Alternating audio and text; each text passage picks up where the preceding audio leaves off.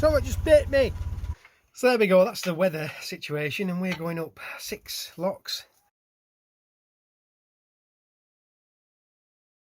Well, John's due any minute to fettle with the engine a bit. She's smoking on tick over, so we're going to have a quick look over, see what's what, see if anything's awry, but I think she just needs a bit of faffing with. Other than that, just got to clear all the engine room again.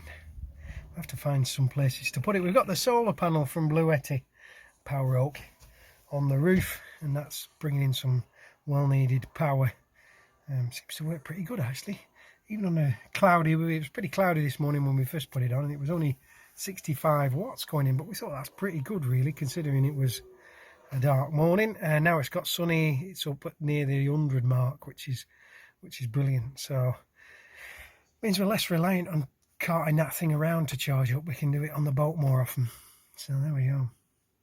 Anyway, I better get on with this. Now then, we're going up the locks today from Glasson, and as per usual the weather is horrendous. I mean, it is pittling down. Big fat blobs of rain coming down. I mean, in fact, I can show you exactly how bad it is. Just give us a sec. Can't beat a good English summer. I can't believe it's August. So there we go, that's the weather situation, and we're going up 6 locks to Golgate, where we're going to stop off for a bit, and then move the van, and then hopefully, if the weather's alright, we're going to go straight the way up to Lancaster and spend a week there. We're on a bit of a mission because in a couple of weeks' time, hopefully, fingers crossed, we're going to... I was holding that in. Yeah. In a couple of weeks we're going to attempt the Ribble Link, we think, but we're not sure. It'll all depend on weather. If we have like a flash drought, usually they shut the link, so we'll probably end up trying to get on the last trips over, and if we can't do that, we'll be stuck on the Lanky for another winter, but it's not that bad. It's a lovely place to be. But that's a future video. Let's hope we can manage. Also had John over looking at the engine because she's smoking and knocking a bit and missing. Now I had said to him, I think timing must be out. Timing. Anyway, neither of us had really thought that it could be the injectors, because they're only 3-year-old, but they could have a bit of crud or stuff in them. So anyway, we just thought, well, we'll buy a bullet. We'll just replace the lot, give it a new set. And then if that cures a problem, more money. There we go. Let's crack on. Engine's going. Got my body warmer on. Just making my way to the back at boat. Let's get going. It's going to be a wet one, but and windy probably. It usually is when we're cruising.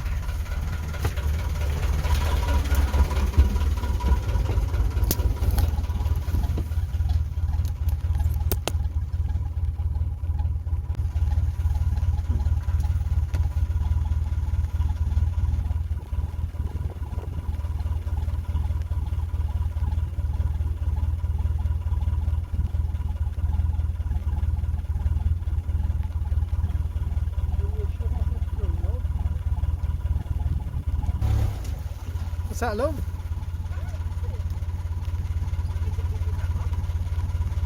Yeah, you can now. Can you just make sure we don't nose boat? Someone just bit me. Well, that's us setting off on our journey. This is Glasson Basin. To the right there is the marina. It's an Aqua Vista marina, and that's where we were on hard standing when we had the hull blacked. Well, we did the hull blacking. So, oh look, there's our old mooring. Yeah, we were there last winter. Yeah, from around about December through till March. So there we are. Lovely little spot, nice little church there. Tinkling of the bell on a Sunday morning was lovely. Old memories from when we were kids, you know. But anyway, this stretch here, it was weedy as hell. and I must admit I lost my temper a few times on this section, as I did with most of the Glasson arm. It's ridiculously weedy. I don't know whether it's just the fact it's not used enough. I think the silt, there's a lot of silt going up in there. Oh, it's just a nightmare. But we soldiered on. We did get to the top eventually. But that's spoiler alert there. We did get to the top. But it was oofing it down and windy as usual leaving this section. But this looks like it's probably the last time we'll be coming down this section of the Lanky at the moment, if he's true to his word. But there we are. Enjoy.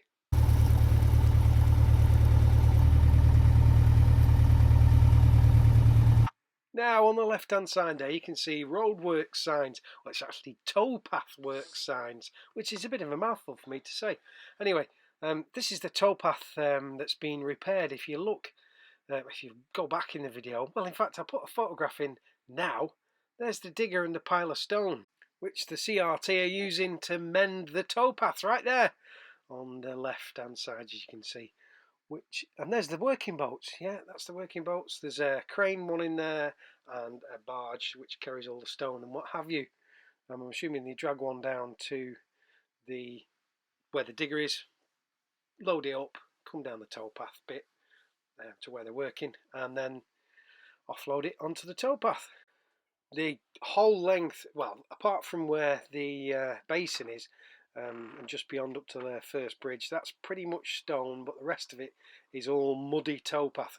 And in the heavy rains it does get very, very muddy in places. The only places that aren't really bad are where the locks are. So this should be a welcome relief for those walkers not having to wade through tons of muck. Up on the port side there is the mill. I nearly forgot what port side was then for a second. I was getting mixed up. I shouldn't really, but there we are. Anyway, that's the mill. It's a restaurant and a hotel and a bar. And pretty good beer and very good food. We have eaten there many moons ago and it was lovely. Christmas so there we dinner. are. Yeah, it was Christmas dinner, wasn't it? Yeah, we Christmas loved dinner. it. Beautiful. Really good day. Anyway, that's the... I should stop saying her as well. I really should stop saying her a lot. I'm getting Are you sidetracked. meaning me? No, me. Her? Me. Oh. I keep saying her. Oh, Anyway, they don't her. need to know all this. Her. So there we go. That's the mill on the left-hand side there. The port side even. Up to lock number 6. Yes, I think it's lock number 6. Yes, it is. Yeah, it's lock number 6. I'm nearly sure.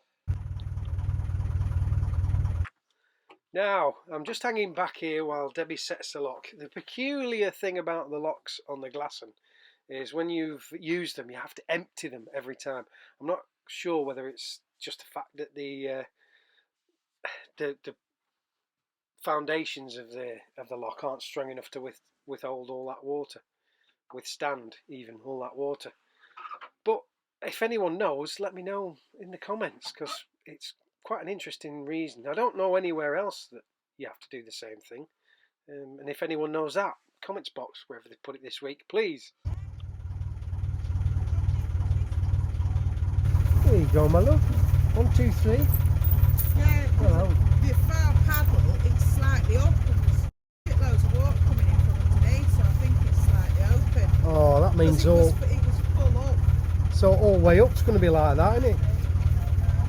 Now, we're not sure why, but there seems to happen a lot on the Glasson arm. Every other lock or 1 or 2 locks on there, the paddles are just left open ever so slightly, which causes the locks to fill up, which means it's alright if you're going down, but when you're coming up it's a bit of a pain in the bum because you have to empty it twice. That's a lot of water. I would know the technical amount of exactly how much goes in these locks, but I can't be bothered finding out really. Bloody loads. That's what we'll say. Tons of the stuff. Gallons. Well, that's it. The gates are on the way to being open, so we'll move on in and start heading up the locks. Let's hope that they aren't all the same, otherwise it's going to be a very, very long day. This is where I ding up. Oh, this is going to be fun. Me wanging something.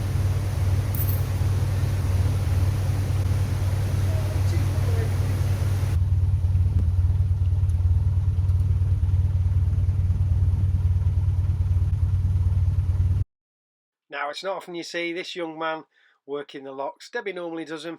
She does drive occasionally, or helm, or whatever it's called nowadays.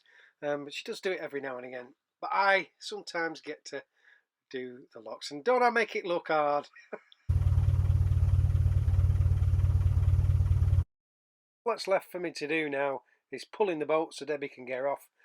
And then I can jump on the back, go through. Debbie's going to go and empty this lock, and then I'm going to travel on towards the next lock, which is lock 5. This seems to be the best way we know how to do it, because by the time the lock's emptied, I'm usually very close to the next lock, and I can set that lock for ourselves. And by the time Debbie gets all the way back up to the next lock, which sounds really complicated, but it's not, it's time for me to move up the lock. Yeah, well, you know what I mean. As you can see, I can smooch the missus because there isn't a sign saying no heavy petting, so we're allowed. Anyway, I'm going to set off up in a mo, just got to untie and off we go. And we're away. Oh.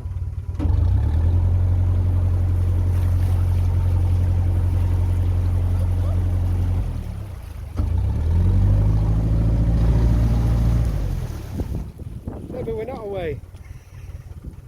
Maybe I should stop filming. It's not going well, is it, today? In fact, I'm going to run out of space on the camera. You know. Yeah, but I won't lob it. I'll end up lobbing everything else. Hold on, hold on. I know. Well, let's do this for the next 3 minutes.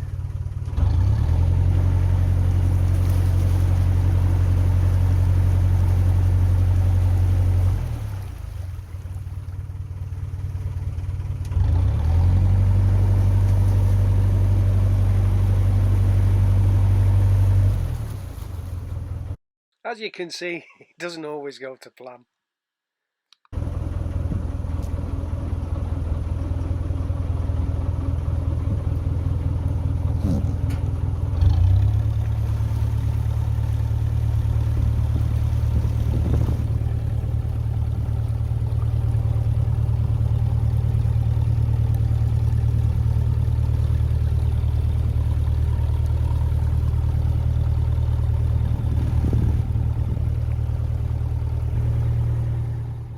For the rest of the flight, there was quite a lot of this sound.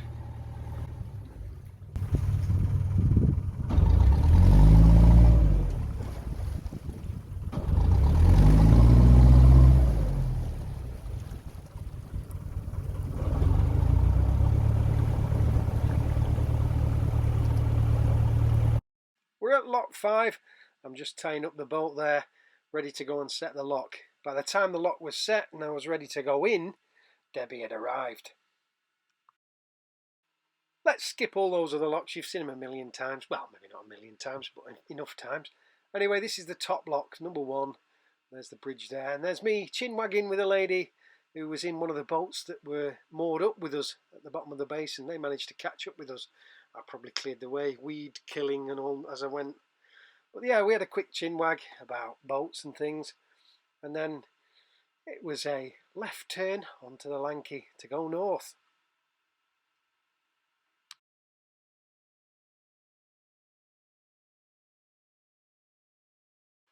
And there we are, we're turning left to go into Lancaster.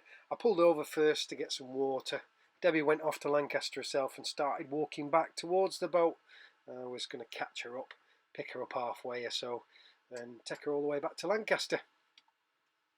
And it started raining again as well, which was nice, just what we needed. It was getting late in the day as well, I remember. There we go, that's the water point just past those 2 boats. We'll not show you how to fill up a water tank because it takes ages, especially with this tap. It was really quite slow, about 30 minutes, 45 minutes, something like that. Anyway, I filled up and then I set off towards Lancaster. But I reckon we'll call it a draw for this one. I've been yammering on for nearly 15 minutes and that's enough time for you lot. Don't forget to give us a like and a subscribe And if you click that little bell icon, YouTube will mither you next time we release one. Till next time.